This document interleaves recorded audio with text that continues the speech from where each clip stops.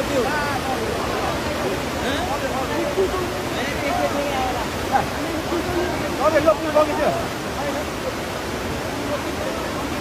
पुलै लिएर आएर चाहिँ सिङ्गो पुल आएर